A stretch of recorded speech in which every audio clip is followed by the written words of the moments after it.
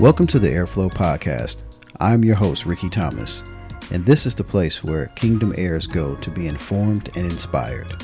So sit back, relax, and flow with me.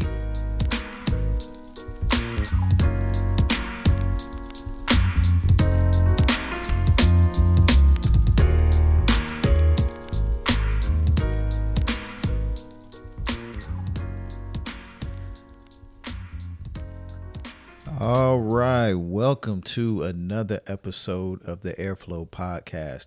I'm your host, Rickey Thomas, and today I'm just so excited to be back. This is episode 13, people.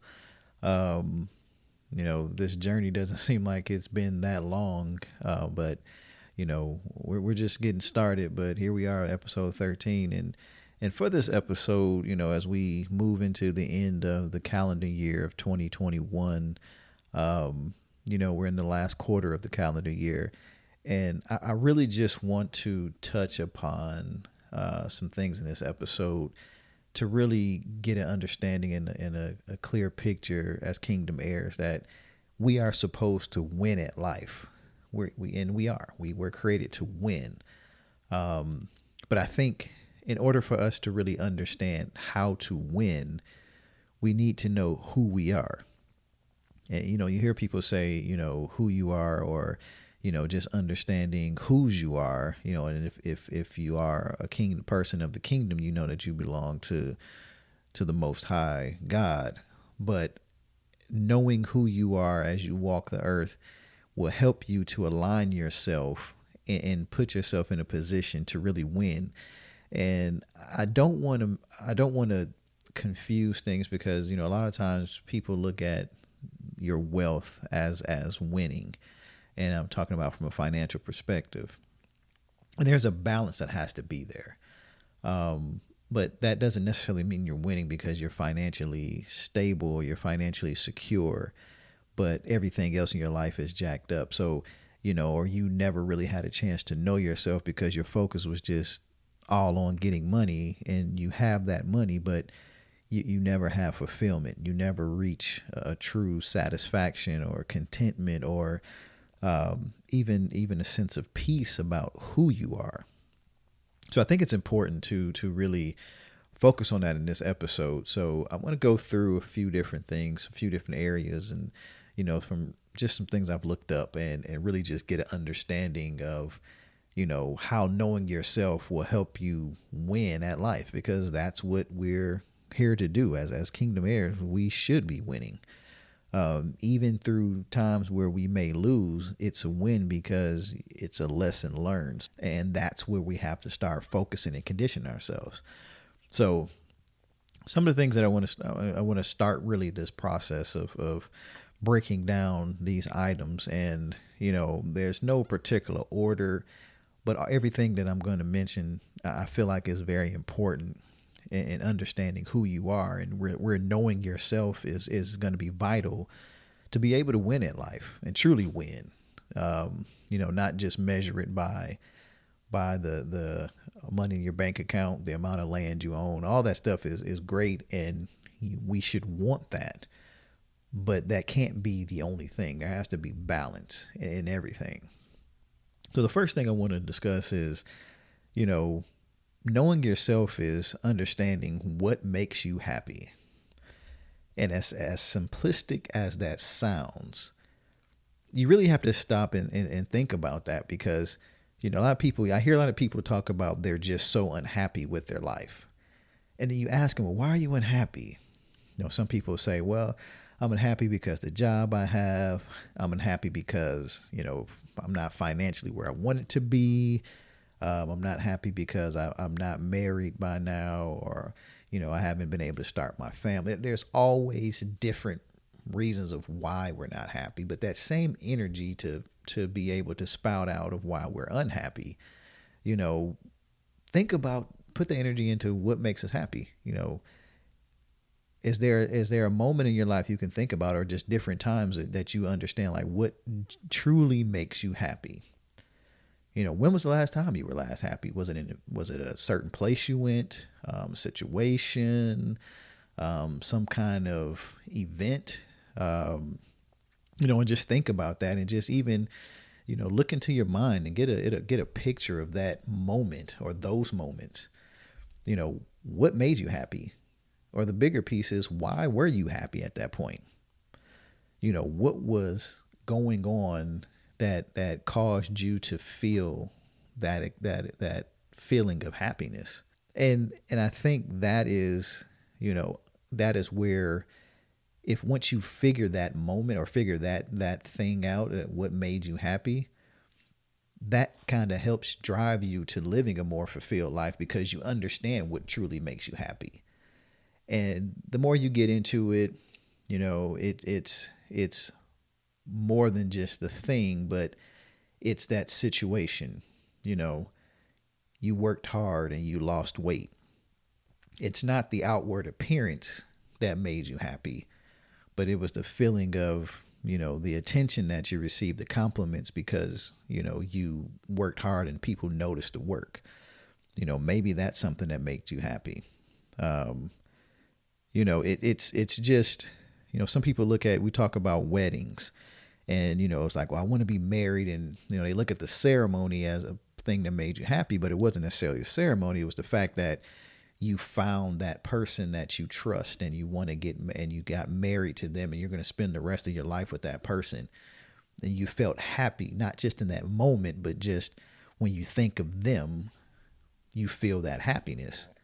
So I think it's important to really dig into, the why.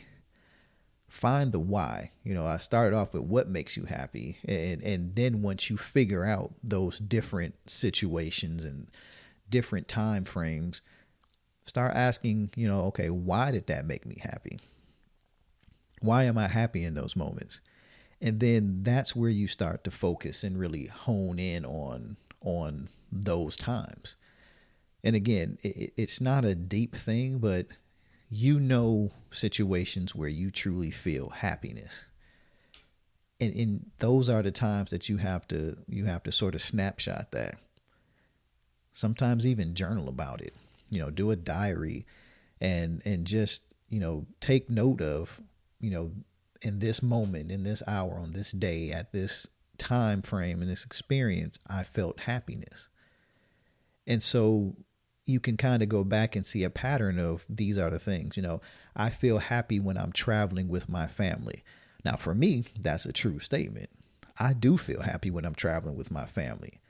And it's not because I'm not working, because some people say, I'll be happy if I'm not working. Yeah, you may not like working, but then the stress that comes from not working, and I say not working, meaning you're not working and you don't have any source of income coming in. So you're away from the place that's stressing you, but then you're bringing on other stress because you're not able to pay the bills because you're not working and getting a paycheck.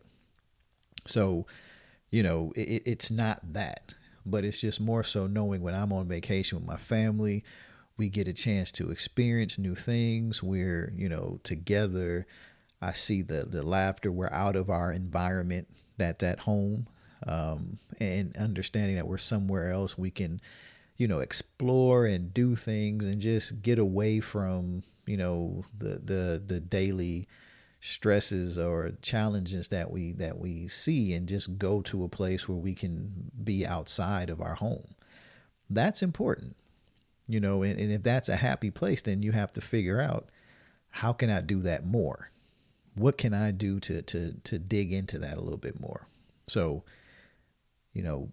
what makes you happy is kind of the first thing I'm going to put out there. And again, there's no order, but I just want you to understand these are things that we're going to talk about that will help you win at life. And it's all part of knowing yourself. The next thing that I want to look at or discuss is what your passion is. What your passion is. And for me, that is, that's something that I tend to look at sometimes, and I won't say I struggle with it, but it's a challenge because, my wife asked me, like, what are you passionate about? And I'm like, I know things that I like to do, but passion just, how do you define, passion? And I look at it like, what can you do for hours? and hours and spend so much time on it. And time is irrelevant when you're doing that activity or when you're doing those things. What is it?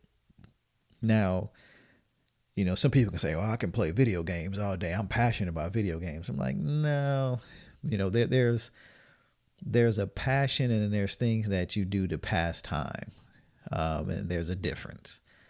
Do I like playing video games? I do when I have the chance. I like doing this podcast. I like being able to talk to people and help people, inform people, inspire people. I like that. I like being creative. Our t-shirt company, Billionaire Flow, that is something that I'm passionate about because I do like to create. But it's more so, when you're doing it, like what just gets your blood flowing, just gets you moving, sparks that flame. And, when you see other people doing it, what sparks the flame, like, man, I want to do that, or I like doing that, that can be considered passion, but, again, you've got to make sure that it's something that is productive. People say, well, I'm passionate about chilling. That's not really a passion. I'm passionate about sleeping. That's not a passion. Yeah, people can sleep and sleep and sleep if they want to, but it's something besides that. It's something that you have to be active in doing. And that is where I think we really just need to we need to really look at it. What are you passionate about? What is it that you just can't see yourself not doing? And I think when you find that out, again, that helps you to get to that next place. That helps you to get to that next place and understanding, okay, I found what I'm passionate about. I found what makes me happy. Those two things right there are so key that you can almost hone in on that and just say, hey, I can start to see myself winning because I'm working towards doing what makes me passionate, what drives my passion, what fuels my passion, and what makes me happy. So those are kind of the first two things.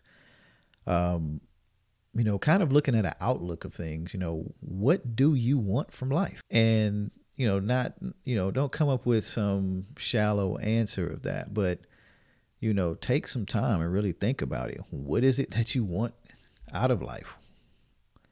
What do you want from life overall? If it's just I want a fat bank account, a couple of kids, a spouse, and that's it, then that's not really you're not fulfilling what you were created to do. We were created to,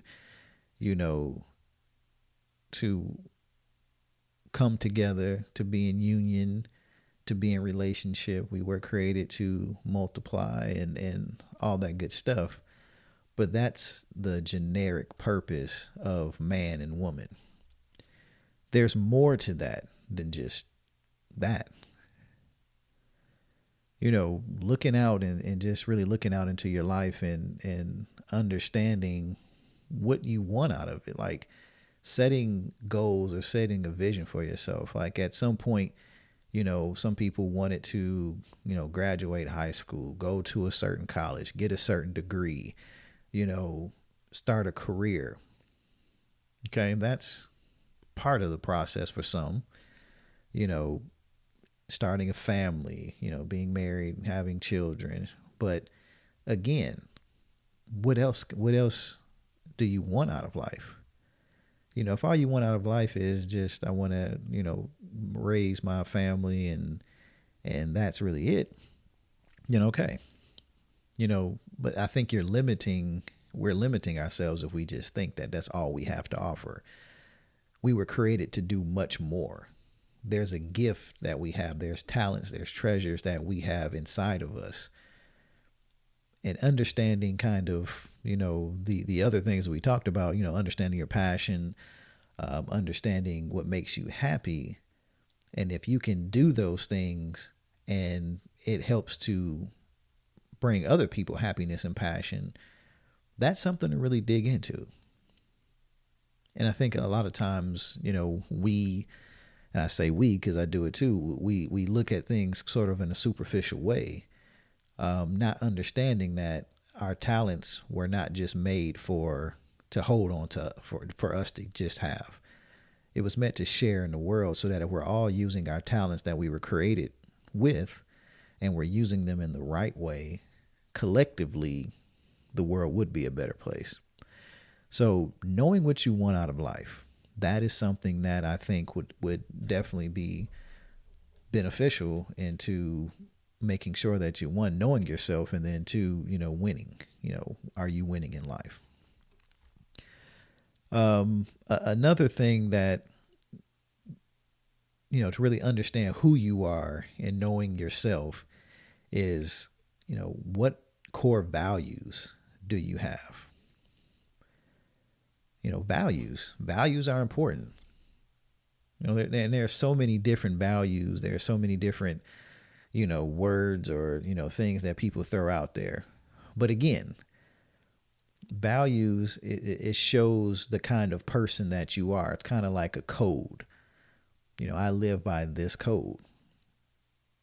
When you look for a spouse, for those that are looking for a spouse or even a companion or somebody to be in a relationship with, either, in a platonic relationship, a business relationship, in a caring, loving relationship, whatever the relationship is, there's usually a common set of values that you share with that person, those people, that business, whatever the case may be.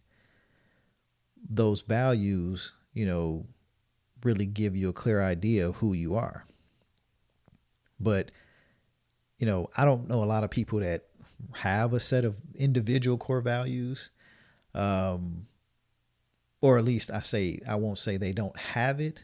They don't realize they live by certain core values. They have them. They just haven't documented them. But again, and it takes some time, but there are things that you have to figure out, a lot of people will search and say, okay, hey, here's some values that I live by, and they'll, look it up, and, honesty is there, loyalty is there. But, those are things that I think they're good, but I think it's a little deeper than just the honesty and loyalty.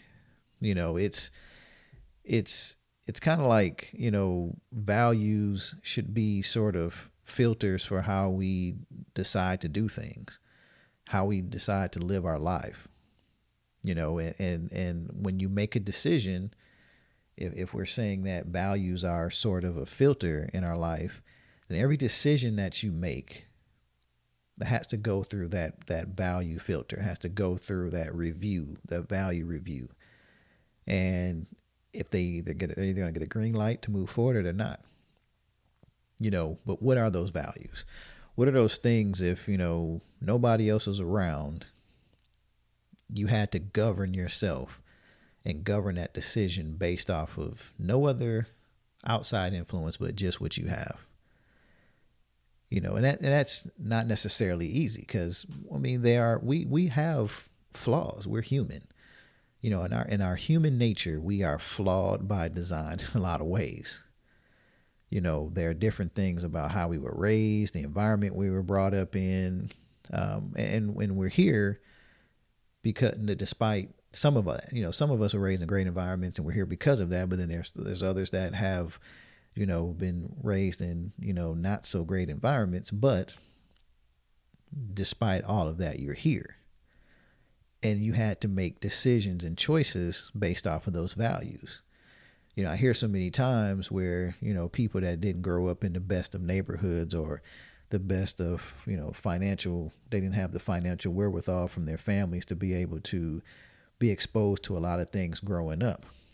And so they formulated values without even knowing they formulated values of, really looking at it, if you have, family members or parents who worked all the time to try to at least keep a roof over your head, but they didn't make it to the games because they couldn't, or they didn't put much time and energy into being present, as a parent, because their thought process or their love language was, I'm providing you with, the light, electricity and air conditioning, things like that. So, my presence, what should have been felt, my love should have been felt through that.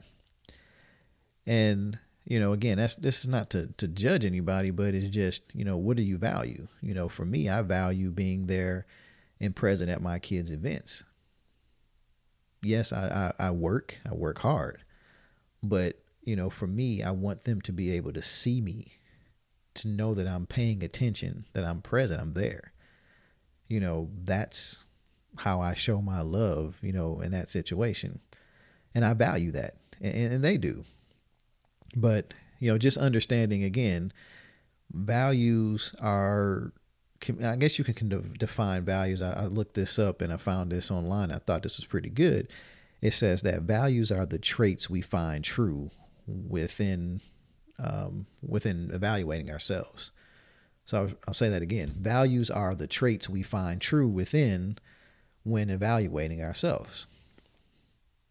And you have to understand, you can't confuse things that you value with your personal values. So you might value having, a nice car, but that doesn't mean that that's what your values are. So, again, putting a value versus values, putting a value based off of a certain, I guess what word I would use, having a certain measurement of, of something, whether it was, hey, I'll put a value on this because, I like having, bright lights in my outside of my house. I value that. That's a value versus something that you value internally. So, knowing, I don't want to drag the value piece on, but having a set of core values and really thinking about that. And again, these things aren't something that you necessarily need to answer right off the top of your head. But at some point, again, when you start talking about knowing yourself, you got to know like what values govern you. It could be your relationship with God and his word. For kingdom folks, that should be a good set of your values should come from that. Some people have traditions from family traditions that they value, or that their family built their name off of certain sets of values, and they've lived those traditions and those values through the traditions. But again, those are things that we really need to start, thinking about when we want to talk about knowing ourselves. Kind of another thing, and this is what can get people in trouble, but you've got to understand when knowing yourself and trying to make sure that you are putting yourself in position to win at life, you got to understand what you're willing to sacrifice to get what you want. In life, there is sacrifice. There's always some sort of sacrifice, whether it's time, it's money, it's sleep, it's, cutting off certain relationships that aren't fruitful. There's so many things when we start talking about sacrificing. And, somebody, there's a quote I saw that said, everything has a price. Question is, are you willing to pay it? And it's not just about money. And again, I know, everybody hears price and money, but there's more than that. But you're always willing to trade something in exchange for something else. So if you think about from the business perspective and in life, it's called an opportunity cost. There is a cost. There's a cost for you taking time to listen to this podcast episode. There's a price to that.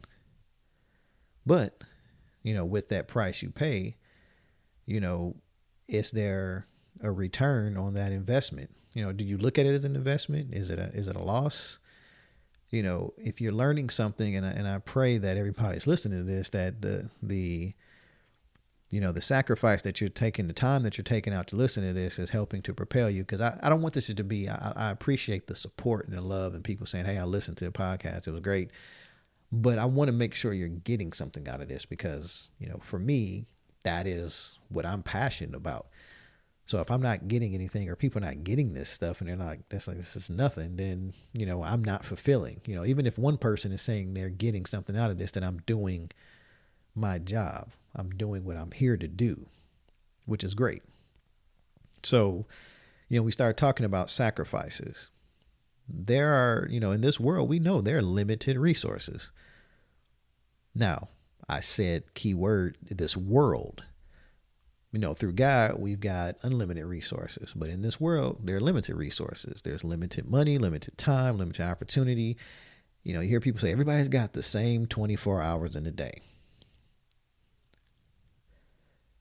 And, there's a thought process that every time, you say yes to something, you're indirectly saying no to something else. Because again, if you say yes to this, then you may not have time for that, especially when you're talking about in the same day. Let's just talk about a 24-hour time period. If I tell my wife that I'm going to spend X number of hours doing something with her, that is X number of hours that I'm not going to be available to my children. But the sacrifice with my wife is worth it because it helps to build our relationship. We build our marriage, then that sacrifice is worth it because then it makes our home happier. It helps us to be better parents to our kids. And it just keeps the happiness and joy level in the house where it needs to be. So that is a great trade-off. That is a great sacrifice. But it's being able to, again, some people have to sacrifice. I shouldn't say have. Some people sacrifice family time in order to get money. And that happens more so than not. When you're trying to further your career, and again, I'll use myself as an example. When I was trying to move into management, several years ago in IT management, one of the things that, I told my wife when I started working at this company, I said, they work long hours. They told me coming in, there's going to be times where, we may be here on certain nights of the week all night long. We need you to be present. We need you to be here. And there were times where, when I first started working there, our youngest son, he was just born. He was less than a year old, I think, during that time when I first started there. Yeah, he was literally just born probably like a few weeks before I started there. So there was a sacrifice that had to be made. That sacrifice, and I had to have a conversation with my wife. And in that time frame, she told me, and she agreed. She was like, I'm willing to do whatever I can to help you get to where you need to get to, because that's going to help elevate our family. That's going to help us, bring in some more money, because this position, is the position that I got when I was leaving from working 2 jobs. And so it came with a sacrifice. It's like, okay, well, you don't have to work 2 jobs and be super tired, but there's going to be some things where you're going to not be at home some days where you normally would have been at home at least for a few hours. And it was a sacrifice. It was a sacrifice from my wife and I. It was a sacrifice just for, being away from the kids, not being home, not being able to be present. But it was an understanding between us to get there. But what are you willing to sacrifice? Are you willing to sacrifice some of those moments? My wife had to do the same thing. She had times where, because of her schedule for the job, because she was, trying to help bring in more money for the family. And she took a position where her schedule, was kind of a second shift schedule. So she was, not home in the evening when the kids got out of school. But my schedule before I, at one point was to the place where I can take them in the morning, I can pick them up. So it worked out. God was able to work that out. But, there was a sacrifice for her to get to that place, to work that job. She missed out on some things. She couldn't get away to go to certain basketball games or certain parent-teacher conferences. But it was for a season. But that was the sacrifice. And so, again, what are you willing to sacrifice to get where you want? Those are things that you need to know about yourself if you want to win in life. Some people sacrifice family in order to get money. And, I'm going to quote something I read online and said, that's a brutal truth. We know extremely rich people who, in the race for more monetary wealth, have indirectly left their families behind. Now, as a kingdom heir, that is not the will of God for us is to leave our families behind. So that's where that balance comes, because you can get filthy rich, but if you don't have anybody to share it with, anybody that's going to truly love you, the people that helped you build to be there with you, then what's the purpose of having all that money and lose who you truly are? So that's why it's good to stay rooted in the word and knowing who you are and what, you have to know what your boundaries are. And that's, and that doesn't necessarily mean that it's going to determine the level of wealth you can get to. That just means to say that you're willing to stay within these boundaries to keep yourself being who you are, who you know you need to be. And if you're doing that and you're operating in God's will, it's going to take you way past what you would have done leaving who you were or who you're supposed to be behind. So again, just understanding what that sacrifice is, that is key. That's very key. So these next two, I'm gonna talk about them sort of together, or at least, back to back, because I think this is very important. Sometimes it can be difficult for people. The first is knowing what your strengths are. So, we talked about understanding what you're passionate about, but you should also know, what things do you do that you're really, really, really good at, or at least better than most of the people that you're around. So, again, most people have more than one strength. So I want to encourage you to just think about what strengths do you have, and try to think of, 3 to 5, and knowing those strengths are things that you basically can say, I can consistently and reliably do these things well. And you might not think they're amazing, but there's others that do. And I can say this so many times because, my wife and I have these discussions all the time. She's like, hey, you're really strong at this. And I'm telling her, when it comes to financial planning and how she does things with just planning in the household, planning vacations, managing money, budgeting, things like that. She's so good at it, but she doesn't see it as that. And I do the same thing for certain things. I'm like, I don't see why it's a big deal. But there are people who struggle in those areas. Their brains that's just not something that they're strong in. And if we're not careful, we'll kind of bypass those strengths. It's like, well, I think it's common sense. Everybody should be able to do that. And that is not the case. So, knowing that there are things that you do well and you think they are just very simple things, but people are monetizing off of those things so many times. And you'll be surprised off of that. People come in and, just creating a budget and walking people through budgets, and people are just like, wow, that is so ingenious. And you're thinking like, dude, this is just basic stuff. But it's all about who your clients are, who your customers are. You're solving a problem. So here's some things. And again, I pulled this offline, but here's some questions that can help you identify your strengths. The first one is, what's the last problem you successfully solved? We're always solving. You should always have something, if you live life enough, there's always something that you're going to solve, whether it's, figuring out why this computer isn't connected to the network, whether it's, why the budget is off a couple of dollars, why the grass is not as green as what it normally is, whatever it is, there's a problem that you've solved.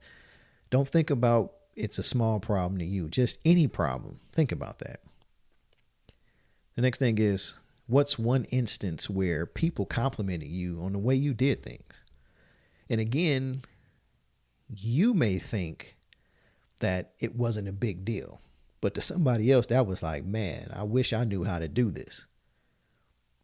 And then you think about that and say, I could have, I can possibly, do an online course about this and make some money. Do you know how many people would love to be able to do that? I just had to go and change a battery in one of my vehicles, one of our vehicles in the house. And how I learned how to do that was through a YouTube video. Now, it was a free video, but it was a basic, straightforward thing. You know how many people are making money just teaching people how to do little stuff like that? To me, it was nothing. I mean, I've been changing car batteries for years. So it doesn't seem like a big deal to me, but to others, wow, that's great. Now, I'm not saying that's a strength of mine, but I'm saying people who can teach that and break it down and they do it easily, you can make money. Just little handy things like that. So next thing is, what do your friends like about you? Do you talk to your friends about that? If you've got true friends, they're going to be able to share with you, what your strengths are. They should know. And again, these are real friends. These aren't people who you just talk to on Facebook and you call them friends because y'all had one class back in, 1992 together and, he was cool, she was cool, and y'all just are friends. No, I'm talking about people who are in your circle, people who know you and you trust their opinion on you. What do they like about you? The next thing is, what do other people come to you for help with? I've since I was little, I've always had, family members ask me different things about technology. I was the tech guy. And to me, I'm like, I know people that are way more talented to me. Like they can do certain things, but I was always, hey, Ricky, I've got this new computer. Can you come over and help put this memory in here? Or can you help figure out why, my computer won't play this game? I just bought Doom. And for those that, I'm showing my age, but for those that remember, when Doom came out of computers, it was the biggest thing, but the graphics were so great and the gameplay was so good that you had to have a computer that could handle it. Either on a hard drive or a CD-ROM drive that can handle it with memory to go with it. I was always the person that the family called. They would come pick me up or parents would drop me off. And I never asked for money because it was family. I was just like, hey, I love doing it back then. I remember that. But again, what did people come for you for? It's stuff like that. Suggestions. Now that I've been married for 19 years, I have family and friends that ask me advice on that stuff. Does that make me an expert? No, but maybe they think I'm strong in that. Don't take it, your honesty and your transparency in certain things can also be your strength. The last thing about that is, out of your friend or peer group, the people that you're around a lot, what are the things that you're better at than they are?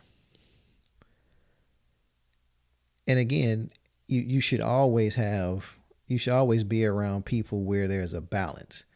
You're good in some areas, they're good in other areas. Collectively, you guys are lifting each other up and growing to the next area. So if you have that kind of, if you can answer those questions, ask yourself those questions and then answer them, you're identifying strengths.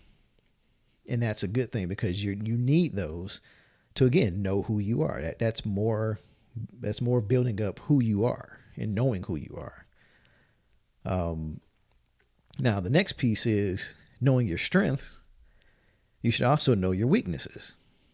And, just like with strengths, everybody has some things that they're not great at.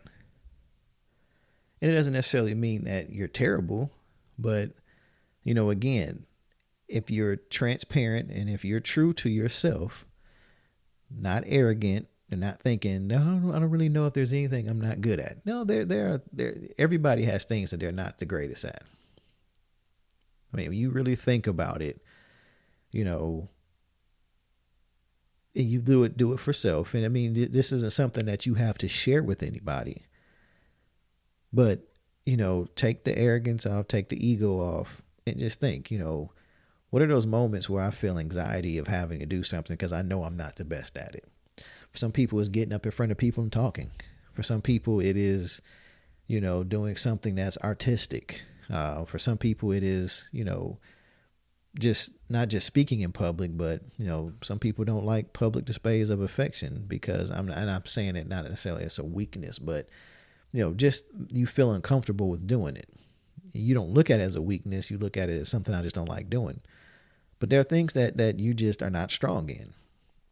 So let's look at that and find 3 to 5 things that you just don't feel like you're very strong in. You're weak in those areas. So, with just like with the strengths, here's some questions that you can ask yourself. What activities do you think are boring, and why do you think that? And I know you might be thinking, like, what does that have to do with anything?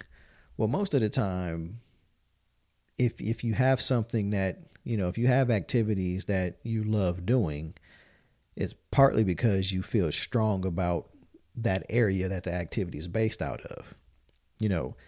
You wouldn't go to certain things, and I got to be careful with that, because I'll say like in a place that you can put in golf, and then you have no hand-eye coordination and stuff like that. You may go just because everybody else is going, but you're not really. That's not really an activity that you're big on. You might think that might be a little boring, So why do you think that? And that's just an example. There's others, but again, what activities do you find are boring? And then understanding, why do you think they're boring? The next one is, what activities do you find that are hard or difficult? That's kind of self-explanatory. What things do you do or have you done and we're like, this is just too tough. I can't do this. The next thing is, what drains your energy the quickest?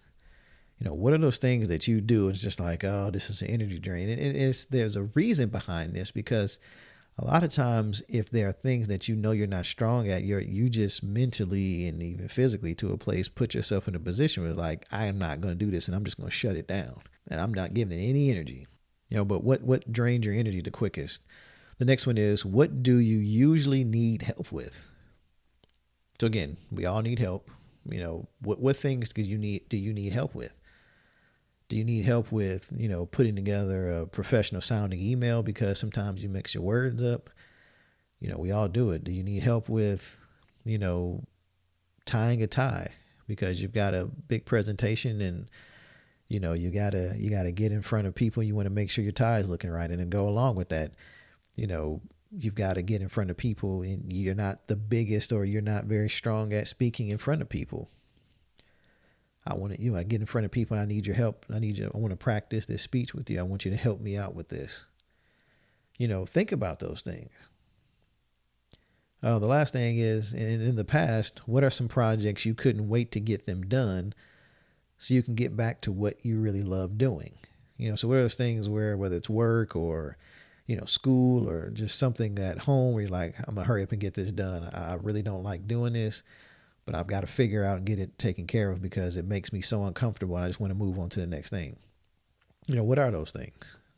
Think about that and keep going, because, if you do that and you're finding those weaknesses, you want to make sure that you have a good understanding of what those are. And then once you do, then you have a responsibility to find people who are good at those things, and work with them, people that may be in your circle. Because again, the goal is to try to take those weaknesses and improve them. Because if you know what your strengths are, you build off of your strengths, and you find those areas that you're weak and you improve those. Now you know where your weaknesses are. You find those gaps and you fill them in. It's just like in business. When I think about in my job in corporate America, managing software testers. One of the things that we do is gap analysis, on, test cases that, our test cases, which are, the basic steps of how you go about testing something. Well, those should be able to be mapped to functional requirements for how an application or how, a certain piece of hardware works. Well, if you don't have a way to map that, you're going to have gaps in those areas. And to be better, to improve, and to make sure that the quality of the product that you're producing is higher, you've got to identify those areas that you're weak. Where are we lacking test in? So from the QA side, you've got to dig into, where, okay, here's our test cases, here's the requirements. We're weak here. Okay, let's work on finding experts that can help define that requirement a little bit better, or help us to understand how that piece of software works in that section, or how that hardware works in that use case, and improve it. The goal is to always get better. And if you only focus on your strengths, then you're limiting yourself. That doesn't mean that your weaknesses are going to always be, you're always going to be able to go and make every weakness and turn it into this, the same level as a strength. But if your weakness is, let's just say every weakness that you have, let's just average is a 5, the top is a 10. And you can take those weaknesses up a notch to a 6 or 7. How much better would your life be? How much further could you go? And I stick to public speaking because I know a lot of people have a fear of public speaking, or they just don't like it. They just don't like standing in front of people. But, think about, if you're able to conquer that fear, and you want to go into something like public speaking because you like talking to people, you like telling people and helping people and inspiring people. And so you've been doing it through emails, you've been doing it through, behind the scenes ways, you've been coming up with artwork and stuff like this. But, what if you could and get to the place where you get over that fear, or you get over that weakness of talking in front of people, and actually be able to, experience and express, what it is that you're wanting to bring to the table? How much further could that take, your career potentially, if you want to go into that kind of thing and be a motivational speaker? So again, understanding that is your strengths and weaknesses are, very, very important in the process of knowing who you are, and then going from there and really position yourself to truly win at life. We talked about so many different things, and I think this next thing is definitely going to be just as important as, and it kind of goes along with the other thing. So we talked about what makes you happy and what you're passionate about. But what gets you excited? So, you don't want to confuse it with passion. Obviously it's not happiness, but, excite.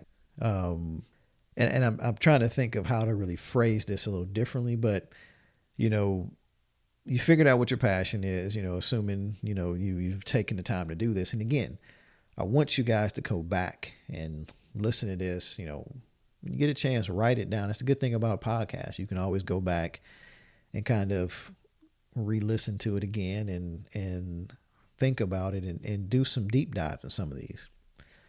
But, understanding what your passion is one thing. But excitement comes from really discovering opportunities for growth. And that's whatever the opportunity or the area for growth is. If you go to a place and you're like, okay, I'm trying a new restaurant, and I go to that new restaurant and the food is great, that's exciting, right? Some people like going to different restaurants, finding the newest restaurant. And here, I live in the Nashville area. Our restaurant scene has grown tremendously over the past, 10 to 20 years. I mean, it's been crazy. Just the different types of food, the different, styles and different fusions and different things have come about here. Some are from other areas where they're chained. Some of them are, just homegrown that have started here, or people have transplanted here from other areas and just bringing that flavor and things like that. But people get excited. I know people that get excited about that. I mean, I get excited going to a new restaurant and like, man, that food looks good. And you try and it's like, okay, now that excites you, and it's not about being greedy, but people like good food. They like good environments. It's like, it's got good scenery. It's got a, good little vibe to it. That's cool. One thing I've noticed is that everybody wants to grow. And, when you find a path to do it, you get excited. When I start talking about podcasting, that was something that, I had some thoughts about it. And I saw it. I was like, yeah, I think I would like to do this. And I started researching it, and it was like, man, this is kind of cool. And there was a buzz. There was this excitement that built up in me. I watched my wife do the same thing. She, her passion, she's very passionate about budgeting and helping people to, do some financial coaching and things like that. So when she was going to take a class for it and get a certification for it, she was excited about it. It wasn't something that she was just like, oh, I don't really want to do this. She was excited about that opportunity because she knew that it was something that she was passionate about, and she was excited to go out there and do it. There's something about excitement, is if you discover something by trying out a bunch of different things, and once you realize there's a formula to it, you kind of get hooked, and it just creates that excitement. You have to risk the bad experience so you don't miss the good ones. And that sometimes is what creates the excitement. Just in that the example of restaurant, you may go to a restaurant, it might be like, hey, this looks like something that's cool. You try it out and it wasn't what you thought. Okay, that's a lesson learned. What did you lose? You still was able to go out and have a good time, and you didn't care for the food. Okay. But there's plenty of others to try. You keep going. But, being excited to try new experiences, meet people, taste foods, push the limits of your body, new workouts. I know a lot of times people get tired of the same mundane workouts. You get tired of running around the same track or the same, I know for me in the neighborhood, you run around the same areas. Yeah, you want to go try something different. Look at something new. That's why, places like or companies like Peloton or Nordic Track or all these other companies that make treadmills and ellipticals and bikes, why do you think they spend more time developing these huge screens? And on those screens, they're providing people different views, whether you're seeing other people like you're in a classroom setting, even though you're at home, whether you're seeing real live, not live, but you're seeing real pictures or real videos of, mountain areas or, hills and, streets and all that stuff. It's to help you visualize and give you something new and exciting to get into, from video games. I know my kids, they love Fortnite. One of the things at Fortnite, they constantly develop. Now, the cool thing about Fortnite is that the game is free. You don't pay for it, right? But they continuously create new levels, new boards. And you pay a little bit, if you don't have the V-Bucks is what they call it, the virtual bucks to buy some of the new boards. But they're constantly developing and keep developing new things, and it brings a new excitement every time. It's doing something different. But that excitement is what drives you.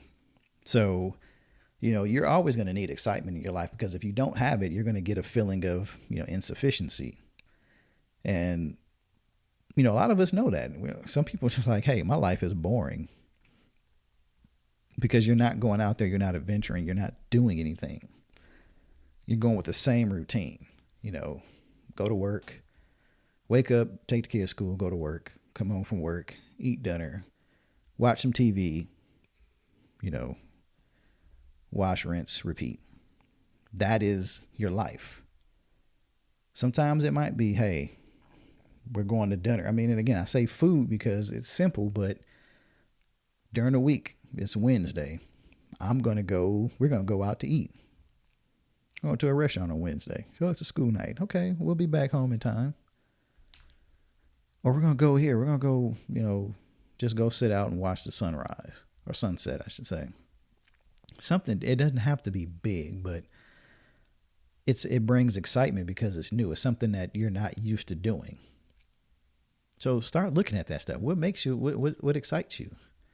Is it the new workout partner or routine, or, the new, taking a new route to work, new restaurants, new, going to a new show or a different type of genre, viewing a different type of genre of music or movies or something like that.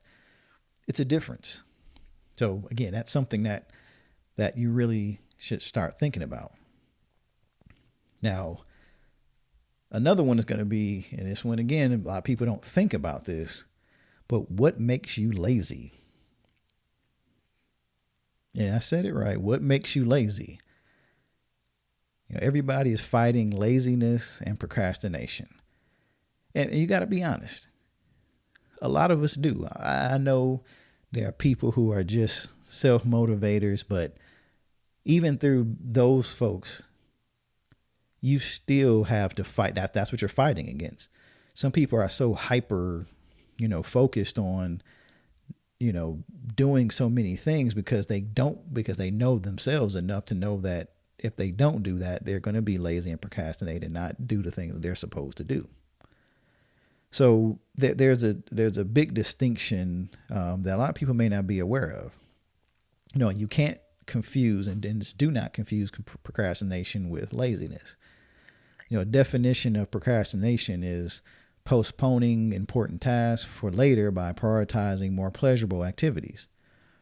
So what you should be doing, or you should be doing something, and you have objectives set, and but instead of doing that, doing the hard work, you choose to push it out and push it out for a time of pleasure. You go and enjoy yourself, but what you got to do.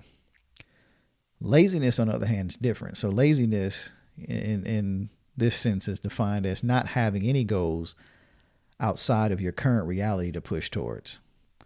So lazy is when you disregard growth completely.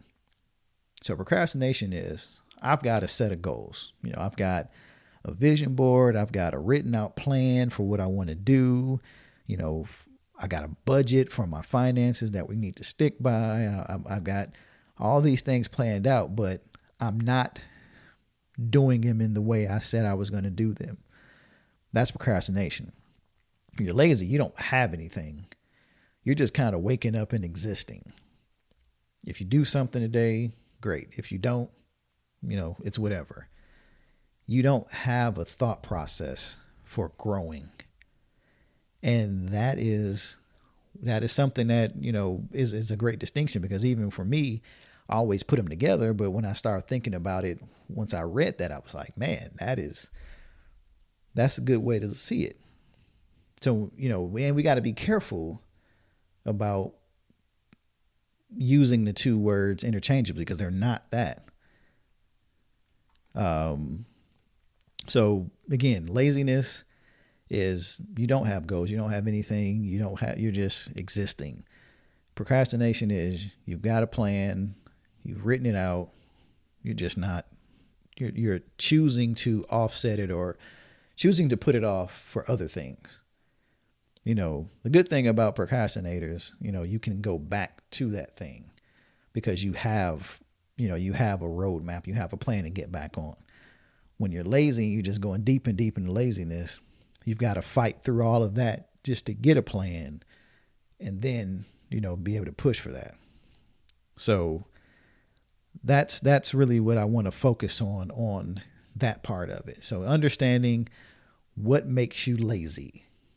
What are those things that, you should be planned or you should have done a plan for, but you just haven't done it, and that's lazy, because procrastination is you have it, you just haven't done it. But what things have you, you're just like, I don't have a clue about what I want to do with my life. You just gotta, you got a house and the house is dirty. It's not clean. You have no structure about how you want to keep it clean, or, a time frame of how you want to clean it, how often you want to clean it, a process for cleaning it. And it's just nasty, dirty, filthy. It's not being updated. You're not doing maintenance on it. You have no plan to do maintenance on it. That's lazy. So again, understanding what makes you lazy is key. The next thing is, knowing how strong you really are.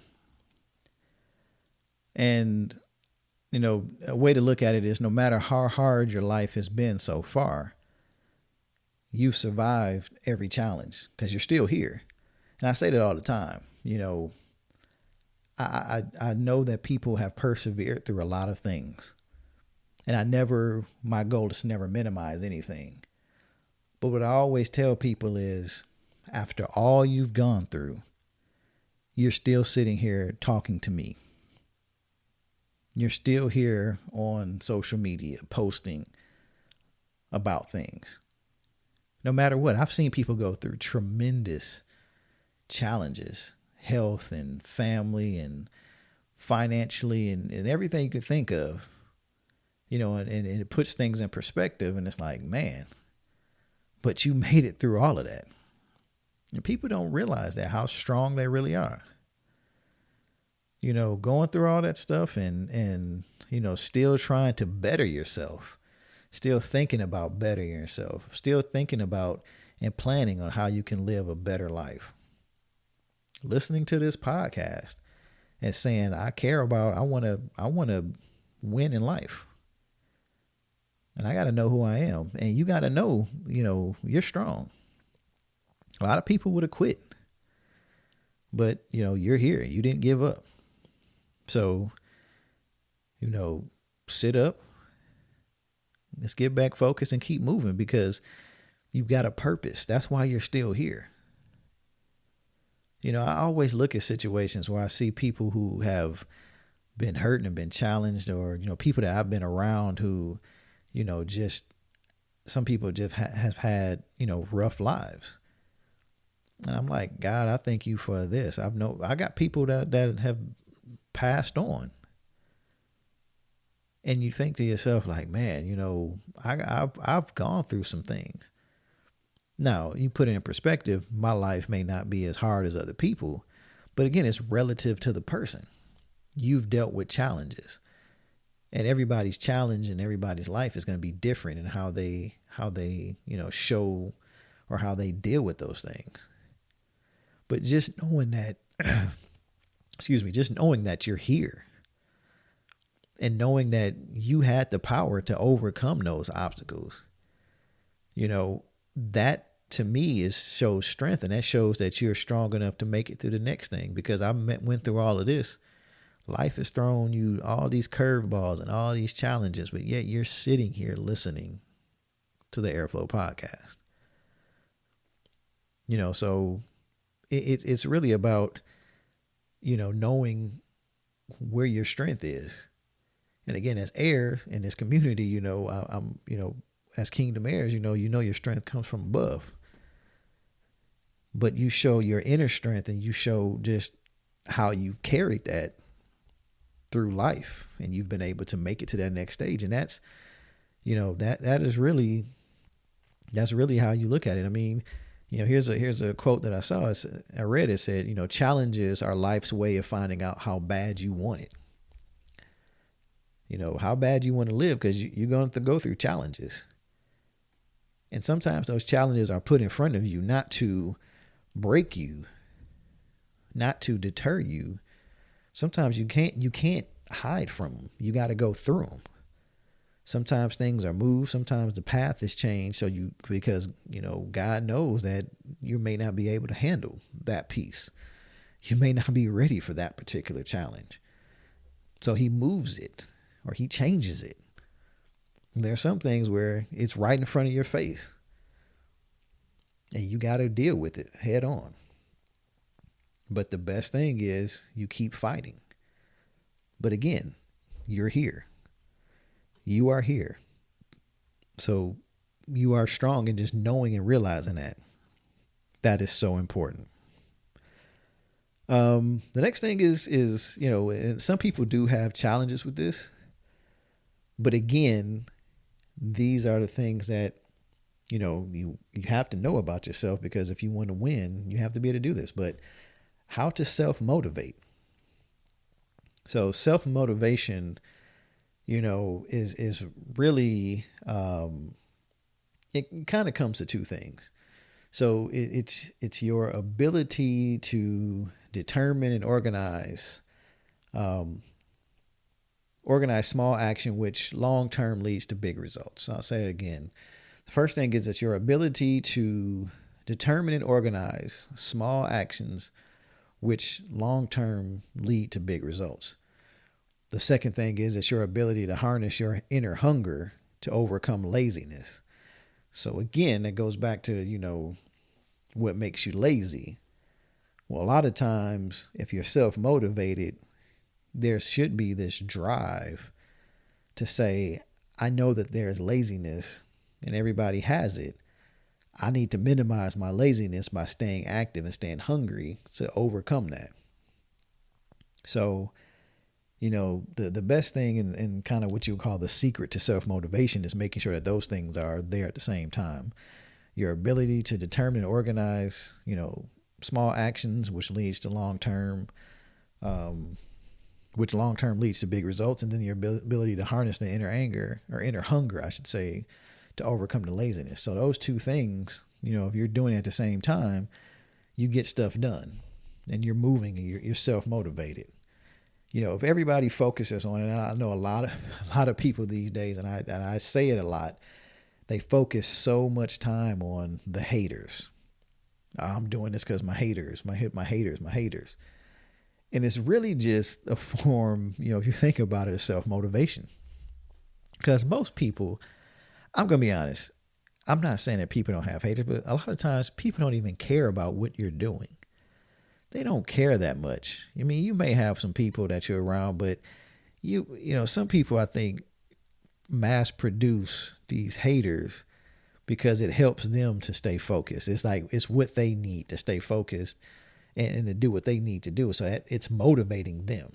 And, it's like, call it what you want, but your average person doesn't really have that many haters.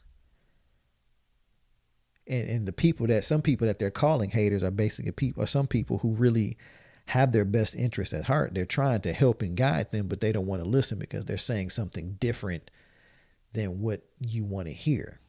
And so a lot of people automatically call that person a hater. And you've got to just, again, you got to find out and think about who the information is coming from. But again, your haters, you probably look in the mirror and you see your biggest hater. But whatever you got to do to self-motivate, you got to do it, but be smart about it, because you don't want to place and start doing things for imaginary people that don't exist. And then you're driving yourself into a direction that you really don't need to be in, trying to please somebody that is not really real. So if you set your goals, you have goals that you want for yourself, regardless of what you think other people might want to drive you to do, you still have those goals and you focus towards those things and you motivate yourself based off of that, because you know that there's a place you want to get to, and that laziness you're not going to let that laziness take you down. Because again, it's the small actions which over time leads to big results.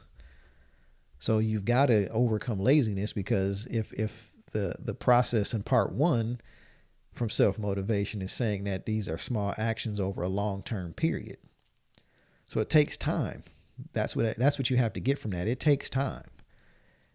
Self-motivation is a process. It is not, it's not a sprint. It's a marathon. And through that marathon, you can't get lazy. You've got to keep pushing. You've got to keep moving and going. And you've got to stay hungry.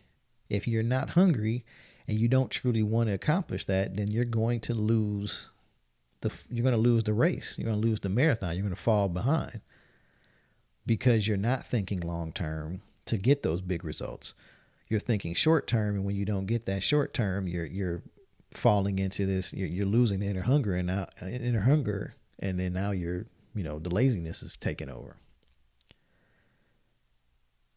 And one of the things that's a common mistake when we start talking about self-motivation is that, there's this belief that you've got to knock something out of the park every day, and that's a standard that most people can't live, and nobody really lives up to.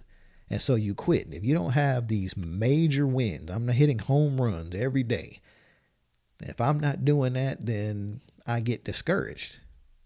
And then you create this false narrative that I'm not successful, I'm not moving forward if I'm not hitting these big things. Sometimes it's just knocking off a few notches, hitting a few checkpoints on the checklist. And if you're doing that, you're moving towards the goal. And you hear people talk about moving the needle. What is the minimum amount of work or that I have to do to get towards that thing that I need to get to? What's the minimum amount that I can do each day that can help me get there? And it's enough that I can push the needle. And when you hear people say push the needle, that means you have to have some level of measurement. Where's my goal? What's my plan? And then where am I at in that? Did I do anything today to push myself further? And if you're doing that more and more each day, that increases your increases you in your path, on your path and in your journey. And it gets you closer to where you want to be. And again, that's that small actions that lead to small actions that happen over a long period of time, but it leads to big results. That's what that is. You're moving yourself each and every day. Each and every day, you're moving. I've heard some people say, each day I get 1% better. 1% better. And that could be with anything. It could be with sports. It can be health and fitness, your grades. It can be your relationships, whatever it is. I'm getting better each day. If you can say that each day, the subnet, by the end of the day, that the subnet of everything that I did in that day made me better as an overall person, better in this one thing that I was focused on, or, whatever the targets are, I got one step closer, then that's a successful day. But knowing how to self-motivate, that is very, very, very important. Another piece is knowing what environment works best for you. And I don't really know. I don't want to spend a lot of time on this one because really, you know who you are. Basic thing of, seed time and harvest is, the same seed can grow faster in some environments and starve in others. So think about that. Certain seeds are meant to be in certain climates. They thrive, they grow best in certain climates. You can't go and plant an apple tree in the swamp. That's not the environment it's supposed to be in. It's not the type of soil it's supposed to be around. It's not the type of climate it's supposed to be around. So you have to understand the environment. Now, some environments you may grow, but it may be harder. You may not grow to your full potential. You think about some plants when you take them outside of, the weather that they're meant to be in, that they were created to be in. You take them outside of that place, they grow, but they don't necessarily grow to where they're supposed to be because it's missing certain elements to help them to get their full potential. You see these memes and you see these motivational things all the time. They talk about, if you put a shark in a certain kind of small tank, they only grow to a few inches. They stay contained because of the size of bowl they're in. You put them in the ocean, they'll grow to be 8 feet. Why? It's because the environment that they're in is if they're in the right environment, they're going to grow to where their potential is. So you have to know if you're the type of person who needs to be in a certain type of environment in terms of, work environments, certain climates, certain people. Some people can't be around negative people. And when I talk about environment, that means the people who you're around. If you've got friends and people that are in a relationship, that you're in a relationship with, that are killing the mood or making your environment difficult for you to thrive in, you've got to think about that and assess that in that season. Do you need to be there? Now, maybe later on you become stronger and you're able to deal with those things, but you got to know this isn't the environment that I need to be in right now. But the good thing about The difference between us and a seed is we have a choice of where we decide to go and be planted. We have the power to control what environment we're going to be in.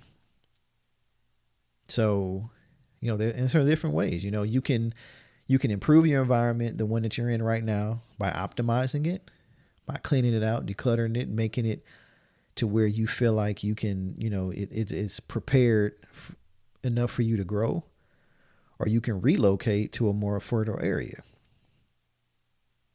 Some people look at it and says, "Oh, it's hard. It might be tough," but you've got to think of an alternative. You can probably tell where your life is going. If you don't make the change, and if it's not the outcome you're looking for, then why not risk it? Why not change it? You got to figure out what it is that you're looking for, what it is that you need to be. And sometimes you have to make that decision. Sometimes you have to make a choice, whether it's your kid's school, if it's getting them into a certain environment because they may not be able to thrive in that environment. Some kids they need a classroom environment where they have a smaller teacher to student ratio. And if you put them in the right environment, then, you'll see them thrive because they're able to get that one-on-one or more one-on-one attention. There are sacrifices that come to it. And is it a risk? Yeah, it's a risk because it may not work. But, if you're able to try it, you're able to do it, then, you do what you can. But you find the environment that works. And once you find that environment, you get planted and you root in that environment, and then you move to where you have to go. You become who you're meant to be. And that's, again, very, very important. The next thing is, and we're wrapping up here, but the next thing is, what kind of people you vibe with. I mean, again, I think that's very important because when we just talked about environment, you kind of can split your environment into two different sections. You've got the actual location, you've got the opportunities provided by that location, and then the tools you have within reach. And then the other side of that is the people that's around you. So, you've got the location, the place you're at, with the opportunities that are provided in that location. And then you have the people that are around you. So the location, the people. And so, if you want to stay in that environment and you think this environment is right in terms of the location, you got to make sure that you're around people who are going to help you get better. They're going to challenge you and support you. And that is sometimes so hard for people because they want to stay around people that they're familiar with. But in the season that you're in, or in the place you're be, sometimes those people that are familiar, and it's family and friends, sometimes they're not helping you to get to that next place. And it's not that you have to totally disassociate themselves, but you got to rethink how your relationship is structured. Sometimes people choose not to grow to a certain way because they don't want to be seen as an outcast amongst the people that they're around all the time. I don't want them to think that I'm a goody two-shoe. I don't want them to think that, I think I'm all that. I don't want them to think that, there's something else because they did this, they moved out here, or, they're trying to better themselves. Like, you can't focus on that. And if you have people who you have to deal with that type of energy, then you've got to limit that. And people will say, yes, that you will hear people say that, especially when it comes to money, the money changed you. And you find out most of the time it's not the money that changes you. It's the money that changes people around you because they look at you different because you have moved to a different place. And it's not just the money. It can be a relationship. When you were single and, hanging out and doing all that stuff, everything was great. But you were miserable because you were truly wanting to be in that relationship. And then when you found that relationship, you found that happiness, you got people who just are not happy with themselves. And when they see you happy, instead of truly embracing your happiness and feeling really joyous for you, they start, and those are haters. They start portraying, projecting themselves on you in terms of the negative. Like, no, we were good. Everything was good when we were both sad and sorry together. But now you done moved on and you happy and just happy as can be. I can't be around you. You different. No, I'm not different. I found happiness. And yeah, okay, I am different because I'm happy. But if they're not striving for happiness and they're not truly happy for you, then you gotta look at that. Are those the people you really want to be around? Now, here's something that you want to look at. Find people who you enjoy being around, not because they're below you and their insufficiency makes you feel ahead. See, you're not in a race with those people. You're in a race trying to catch up to your potential self. So I'm going to repeat that again. Find people who you enjoy being around, not because they're below you and their insufficiency makes you feel ahead. You're not in a race with them. You're in a race trying to catch up with your potential self. So again, when you're around people, if you only put yourself around people who you think you're better than just to make you feel better, you're never going to grow. You always hear people say, if you're the biggest fish in your small pond, if you're the biggest fish in your pond, then you got to go to a bigger bowl. Or your biggest fish in your biggest fish in your bowl, you got to find a bigger bowl. You should never be the smartest person in your circle. You should never be the most successful person in your circle. If you want to grow, then you've got to expand your circle or you've got to switch to a different circle. And a lot of people don't want to do that. But, here's another statement that the circle has more value than the sum of its members. So, if you've got a small circle, but everybody in that circle is moving and growing and expanding themselves, then the circle is good. And people can grow but it's based off of it's based off of, what circle you choose to be in. So when we come together with people in our circle, our values should expand exponentially. You should be able to bounce ideas. You got connections, goals, strategies that individually we're not going to come up with by ourselves. So it's that combination of, good creative energy, experience that will open the doors to where, none of us knew were there. We get exposed, that exposure. Again, I always go back to some of these life wisdom keys from my man of God, Apostle Amos Howard. But, he says exposure expands your expectation. And, that last statement I said that, the combination of, the good energy that you're getting from being around people like that where you've got that, you hear that word synergy, where you're collaborating and you're building, and then you take life experience, you start seeing things that weren't there. You start seeing those doors. And then it's like the moment, you realize the kind of people that you're around and that you're connecting with, then it's easy to avoid the people who are toxic and are stymieing and stifling your growth. And then you just go and you remove those folks out of your life. You remove them. So if you think about, your garden, you think about a flower bed, if you plant seeds and they start to sprout and you see weeds sprouting up around them, what do? You pull the weeds out. You don't pull the new sprout out and put it somewhere else. See, it's already started to germinate and it's already started to move and grow. You take those weeds and you remove it because that environment is fertile. And you start doing everything you have to do to make sure that ground is ready to go. And there's no weeds there to choke it out. You start eliminating those toxic things out of that environment. It's the same thing, you do it with your life. And that is so, so important.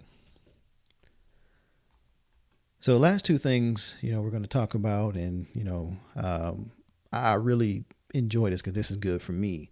Like I said, this is always therapeutic for me. So I'm hoping that, and I'm praying that, everybody's getting something out of this. This next statement is, or next question you have to ask yourself when you want to know who you are is, know how far you've come in your journey and how much more you have to go. So again, wanting to win in life, you got to know what the finish line is. And if you don't, then you'll keep running until you just run out of life. You'll just keep going and going and going until, like those Energizer battery commercials, you got the off-brand batteries they go until they just die and then they just dead. The Energizer keeps going and going and going. But even with that, they keep going and going and going, but where is the destination? The destination of your life isn't just to be born and to die. That's inevitable. Once you're born, death is inevitable. It's going to happen at some point. The question is, what is it that you want to accomplish in that time frame? So if you want to win at life, you got to know where that finish line is. Got to know. So every mountain seems like a hard and overwhelming climb, but you're not going to get to the top in a single step. And that's what people start, that's where life is right now. Everything is about how can I get here faster, quicker, with less work, and really on autopilot. What can I do? What is the secret to making money fast? What pill can I take to lose all this weight, get a 6-pack? Is there a product I can buy for that? Is there something that somebody can teach me something really quick that can, keep certain things away from me? It's always something that's fast. And for some people, that is what success is. Right now we have people becoming millionaires off of crazy time frames. They're getting money so fast and they don't know what to do with it. And for them, that's their journey. I just want to be rich. But they don't have that level of happiness. They don't know what the end is. They're just making money. But you ask them, okay, what is your overall goal? When does the journey end? When do you think your journey ends? The journey doesn't end just because you die. Because when you die, your life is going to be measured off of the life you lived. It's the legacy that you left. It's not about necessarily the mistakes you've made, but it's what you've learned from those mistakes. It's how you've pivoted from the challenges to push yourself further. That is what the journey is. So, I've seen where people, they go to these events and these retreats when they pay like a crazy amount of money, tens of thousands of dollars to hear these different people that they call gurus or motivational speakers. And they're talking about, you got to find your inner strength. And true information that's really valuable is free. It is free. But, you've got to be able to put yourself in a position to one where you're willing to learn and you're willing to put in and look at yourself, look at your life as in a totality and say, for you, what is there that where can I go? Where am I going with this? How can I position myself? What are the things that I want to accomplish in life? Like, have an idea of what that is. Know how far you've come. You should always be able to look back. I always look back and I this is why I'm appreciative of what God has done for me, because I can look back in my life from a kid to even now. I can look at my marriage to now. I can look at my family to now, my finances. I can look at all these different things, and I can see where there's been growth. And I can also see the areas that I need to continue to grow in. But I know that I have, I can pinpoint and say, these are things that I've accomplished and these are things that I've been successful at. And this is where God has brought me out of these trials and tribulations. So I know how far I've come. But in that, I also know that there's things that I still want to accomplish. And so I know there's a way for me to go. And it's not a number from a financial piece. It's more about, what am I doing to enrich my life? What am I leaving behind for my children? What is my legacy? What do I want to be remembered as? And you have to have some way to you have to have some measure. You hear this, there's always a statement, you can't manage what you can't measure. And another way to say it is you cannot improve what you do not measure. So if you don't know, you can't improve something. If I don't know how to measure it, if I don't have a measurement for it, then how can I improve it? I don't know I don't have a baseline. I don't have anywhere to start from. So how do I know I'm getting better? If you want to lose weight, what do? You get up every morning, you get on the scale, you see the results, you write it down. 2 weeks, you go and you try to figure out some things, on your own. And, you see you're dropping weight on certain times and, you're trying to figure out what's happening and, why you're putting weight back on. You want to get to the place where you're tweaking things, but you have a goal. My weight loss goal is this. So today I was on it and I say, okay, here's my starting weight. I come back in a couple of days. Did I go down? Okay, what did I do to make it go down? Did I exercise? Did I change the way I ate? Am I drinking water? Am I getting enough rest? It went up. Okay, did I eat something that was very heavy, very carb intense? Am I not, again, getting enough cardio in? Am I lifting more weights, which is making my muscles heavier, which caused my weight to fluctuate? Like you have different metrics to go by. You have different things to say. I can pinpoint where things are and I can check my progress. That's how you can measure the journey. That's how you know where it is. One thing you might want to do is, start and create a list and say, this is my dream life. If I had to write a Disney fairy tale story, this is what my dream would be for my life. And then start charting your life now and see where you're at. Some people will be surprised that they're not as far as what they thought. And the last thing that you can look at to really in understanding and knowing yourself so that you can win at life is knowing the difference between how you see yourself and how the world sees you. And this is so important because this is kind of that self-reflection type thing. Are you holding yourself to a higher standard than you hold others? And it can be, tricky because, we judge ourselves on our intent and we judge others by the actions. And again, when you're thinking about yourself, you're looking at you're like, no, well, I know I didn't mean to do this. You're saying that to yourself, but the action was different. So again, I'm going to say that we judge ourselves based on our intent, and then we judge others by their actions.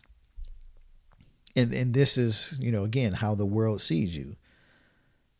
You may not have meant to say, or the way you did something, the way you said something, the way you did it, whatever the action wasn't in your mind how you wanted it to play out. But other people saw it differently because they didn't know your intent. They only saw the action that came about from it. So, we give ourselves the benefit of the doubt most times. We mean well. And most of us would say, we're good people. But our actions need to prove that. And sometimes that's the difference between how we see ourselves in the world, because the world bases it off of the perception. The perception is usually based off of action. What you do, what you say. I don't care how great you are, but you think you are. But if you've got a track record of doing some pretty jacked up stuff, well, guess what? It's going to look differently from the outside than what you see. Understanding who you are when no one's looking, that is very important. When you're by yourself, when you go to bed, when your brain is going, are you happy? Are you good with yourself? Are you proud about who you are? And I hope hopefully you are. But if not, then, this is one of the things that, you should be putting at the top of your list. You got to be thinking about, how can I improve my actions so that my actions match my intent? So, again, I know there was a lot that we talked about, but I think it's important to really go through those things and really get an understanding for you, get an understanding of self. Because if you get an understanding of self, and you can start to make changes, you can measure those changes, and then you can manage it, and then you're winning. you start to win at life. It's not just about, superficial things. You're really winning because you're becoming a better person inside and out. It's not just about the wealth you accumulate. That isn't it. But it's all of these other things. So, again, I thank you for this time. I really appreciate everybody listening. And I'm praying that everybody's getting something out of this. This is definitely this particular episode is near and dear to me because I want people to live their best life. I really truly do. I want you to wake up each day and enjoy and love what you do. I think if more people were doing what they were passionate about and were able to truly be themselves, and by finding out who they are and then being able to be themselves and be comfortable in their skin, a lot of this craziness that we see, we wouldn't see. Now, I know there's spirits and there are demons that are out there working and causing people to act outside of the will the purpose that they were created to do and be. And there is definitely a spiritual warfare going on. And part of this process is, and I didn't say it, but, finding out who you are and knowing yourself, as a kingdom heir, knowing yourself in God's word, knowing who you are and whose you are. That is that should be the number one thing on your list. And I know it's popular to try to be inclusive of everybody, but I know what I know. And I know that I know what God's word says about me. And so if I'm doing anything that is contrary to that, then I'm not being who I was created to be. I'm not being who I was purposed to be. So, I implore you to, take some time, go back through this again, go back through this podcast episode and, write down these things that I mentioned and take some time to reflect on them. Even if you don't write them down, just go back, listen to each section and each one and then, just reflect on it. Just take time to get yourself in a quiet room and just reflect. No noise, no nothing, just you moving and doing what you know to do, in a place that you can be, transparent with yourself. Where you don't have to put on the air, you don't have to act anything other than who you are. And some people can't even do that in their own household. If you got to go to a bathroom, if you got to, take a drive somewhere and just sit in the park and get to a place and really just take a moment and find out, get to know yourself. Because if you know yourself, you start figuring out what you're good at, what you're not good at, what you can improve. And then you start to plan and plot, and then you can start winning. If you're not winning, and most of us, if you're listening to this, I'm not going to say most of us, if you're listening to this, you're winning because you're still alive. That means you have a chance to change. And that is really what it's all about. Consistent improvement, really focusing on getting better each day.